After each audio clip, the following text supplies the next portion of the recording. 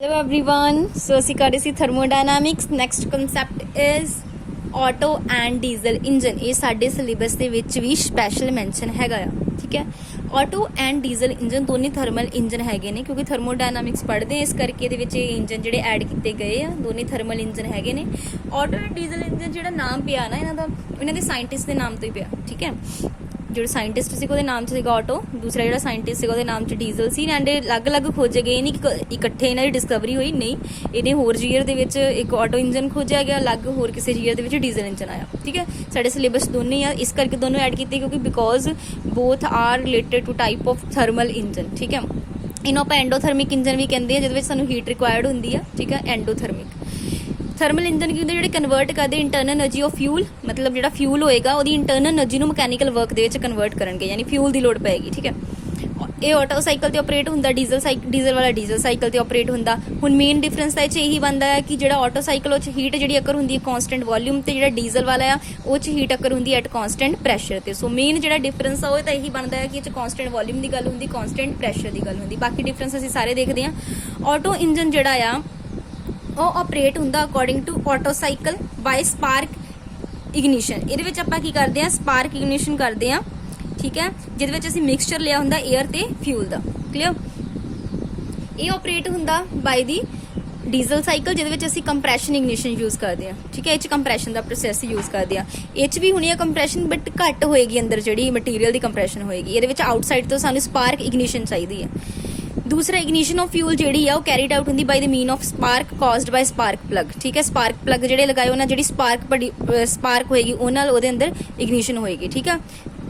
ਪਰ ਇਹਦੇ ਵਿੱਚ ਜਿਹੜੀ ਆ ਕੰਪਰੈਸ਼ਨ ਫਿਊਲ ਦੀ, ਜਦੋਂ ਫਿਊਲ ਨੂੰ ਆਪਾਂ ਕੰਪਰੈਸ ਕਰਾਂਗੇ ਨਾ, ਕੰਪਰੈਸ ਕਰਨ ਲਈ ਦੇਖੋ ਤਾਂ ਹੀ ਮੈਂ ਦੱਸਿਆ ਸੀ ਐਟ ਦਾ ਕੌਨਸਟੈਂਟ ਪ੍ਰੈਸ਼ਰ ਦੀ ਗੱਲ ਕੀਤੀ ਹੈ, ਠੀਕ ਹੈ।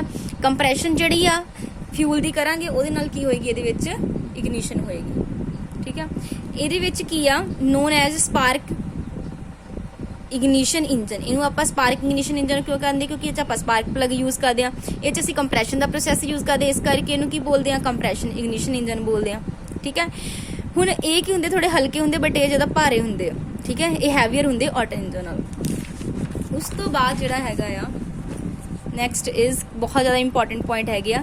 ਇਹਦੇ ਵਿੱਚ ਜਿਹੜੀ ਕੰਪਰੈਸ਼ਨ ਰੇਸ਼ੋ ਹੁੰਦੀ ਹੈ ਨਾ ਅੰਦਰ ਮਿਕਸਚਰ ਦੀ, ਦੇਖੋ ਮਿਕਸਚਰ ਦਾ ਅੰਦਰ ਲੈਣਾ, ਉਹਦੀ ਕੰਪਰੈਸ਼ਨ ਰੇਸ਼ੋ ਜਿਹੜੀ ਆ ਘੱਟ ਹੁੰਦੀ ਹੈ, 11:1 ਹੁੰਦੀ। ਬਟ ਇਹ ਤਾਂ ਤੁਹਾਨੂੰ ਪਤਾ ਹੈ ਮੀਨ ਇਹਦਾ ਕੰਮ ਹੀ ਕੰਪਰੈਸ਼ਨ ਦੀ, ਇਸ ਲਈ ਇਹਨੂੰ ਜਿਹੜੀ ਕੰਪਰੈਸ਼ਨ ਉਹ ਹਾਈ ਕੀਤੀ ਹੁੰਦੀ ਹੈ 22:1, ਇਹ ਜ਼ਿਆਦਾ ਹੁੰਦੀ ਹੈ, ਠੀਕ ਹੈ, ਸਾਰੇ ਮਿਕਸਚਰ ਦੀ। ਇਹ ਤੁਹਾਨੂੰ ਪਤਾ ਹੀ ਹੈ ਕਿ ਯੂਜ਼ ਕਰਦੇ ਆ ਸਪਾਰਕ ਪਲੱਗ ਨਾਲ ਲਾਈਟ ਕਰੇਗਾ ਚਾਰਜ, ਠੀਕ ਹੈ, ਜਿਹਦੇ ਚ ਮਿਕਸਚਰ ਹੁੰਦਾ 에ਅਰ ਤੇ ਫਿਊਲ ਦਾ। ਇਹਦੇ ਵਿੱਚ ਸਾਨੂੰ ਬਾਹਰੋਂ ਕੋਈ ਅਸਿਸਟੈਂਸ ਦੀ ਲੋੜ ਨਹੀਂ ਹੁੰਦੀ, ਕਿਉਂਕਿ ਇਹ 'ਚ ਸੈਲਫ ਇਗਨੀਸ਼ਨ ਹੋ ਜਾਣੀ ਹੈ, ਕਿਉਂਕਿ ਹਾਈ ਕੰਪਰੈਸ਼ਨ, ਬਹੁਤ ਜ਼ਿਆਦਾ ਹਾਈ ਕੰਪਰੈਸ਼ਨ ਕੀਤੀ ਹੋਈ ਆ। ਇੰਨੀ ਹਾਈ ਕੰਪਰੈਸ਼ਨ ਰੇਸ਼ੋ ਜਿਹੜੀ ਆ ਉਹ ਅਲਾਉ ਨਹੀਂ ਕਰਦੀ ਕਿ ਇਹ ਕੋਈ ਇੱਕ ਵਾਰ ਪਲੱਗ ਤੇ ਬੇਸ ਰਵੇ, ਉੱਥੋਂ ਫਿਰ ਚਾਰਜ ਇਹਦੇ ਨਾਲ ਆਵੇ, ਠੀਕ ਹੈ। It does not allow to rely on the plug for charge, ਠੀਕ ਹੈ। ਮਤਲਬ ਇਹਨੇ ਆਪਣੇ ਆਪ ਸੈਲਫ ਇਗਨੀਸ਼ਨ ਇਹਦੇ ਵਿੱਚ ਹੋ ਜਾਣੀ ਹੈ, ਠੀਕ ਹੈ। ਨੈਕਸਟ ਇਹਦੀ ਬੈਟਰੀ ਐਫੀਸ਼ੀਐਂਸੀ ਇਹਦੀ ਥੋੜੀ ਘੱਟ ਹੁੰਦੀ ਹੈ, ਇਹਦੀ ਬੈਟਰੀ ਐਫੀਸ਼ੀਐਂਸੀ ਜਿਹੜੀ ਆ ਜ਼ਿਆਦਾ ਹੁੰਦੀ, ਮਤਲਬ ਇਹ ਆਟੋ ਇੰਜਨ ਨਾਲੋਂ ਜ਼ਿਆਦਾ ਐਫੀਸ਼ੀਐਂਟ ਹੁੰਦੇ ਆ, ਠੀਕ ਹੈ। ਜਿਹੜੀ ਅੱਗੇ ਵਰਕਿੰਗ ਆ, ਨੈਕਸਟ ਇਜ਼ ਦਾ ਵਰਕਿੰਗ। ਇਹਦੀ ਜੋ ਵਰਕਿੰਗ ਹੁੰਦੀ ਆ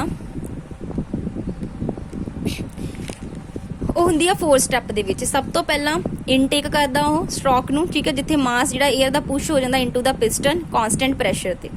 ਫਿਰ ਅਸੀਂ ਕੰਪਰੈਸ਼ਨ ਕਰਦੇ ਹਾਂ ਸਟ੍ਰੋਕ ਦੀ, ਆਈਸੋ ਐਂਟ੍ਰੋਪਿਕ ਕੰਪਰੈਸ਼ਨ ਕਰਦੇ ਆ। ਫਿਰ ਇਗਨੀਸ਼ਨ ਫੇਸ ਆਉਂਦਾ, ਜਿੱਥੇ ਇਗਨੀਸ਼ਨ ਹੋਏਗੀ ਹੀਟ ਪੈਦਾ ਹੋਏਗੀ। ਫਿਰ ਲਾਸਟ ਜਿਹੜੀ ਆ ਐਕਸਪੈਂਸ਼ਨ ਹੋ ਜਾਣੀ ਸਟ੍ਰੋਕ ਦੀ, ਤੇ ਹੀਟ ਜਿਹੜੀ ਆ ਰਿਜੈਕਟ ਹੋ ਜਾਣੀ ਹੈ। ਇਹਦੇ ਵਿੱਚ ਸਭ ਤੋਂ ਪਹਿਲਾਂ ਐਡੀਆਬੈਟਿਕ ਕੰਪਰੈਸ਼ਨ ਹੋਣੀ ਹੈ, ਫਿਰ ਹੀਟ ਦੀ ਐਡੀਸ਼ਨ ਹੋਣੀ ਹੈ ਐਟ ਕੌਨਸਟੈਂਟ ਪ੍ਰੈਸ਼ਰ, ਠੀਕ ਹੈ। ਫਿਰ ਇਹਦੀ ਐਡੀਆਬੈਟਿਕ ਐਕਸਪੈਂਸ਼ਨ ਹੋਣੀ ਹੈ, ਫਿਰ ਹੀਟ ਨੇ ਰਿਜੈਕਟ ਹੋ ਜਾਣਾ ਐਟ ਕੌਨਸਟੈਂਟ ਵੋਲਿਊਮ। ਇਹ 'ਚ ਕੌਨਸਟੈਂਟ ਵੋਲਿਊਮ ਤੇ ਹੀਟ ਨੇ ਰਿਜੈਕਟ ਹੋਣਾ ਹੈ, ਠੀਕ ਹੈ। ਕੌਨਸਟੈਂਟ ਵੋਲਿਊਮ ਦਾ ਇੱਥੇ ਕੰਸੈਪਟ ਆ ਗਿਆ, ਕਲੀਅਰ।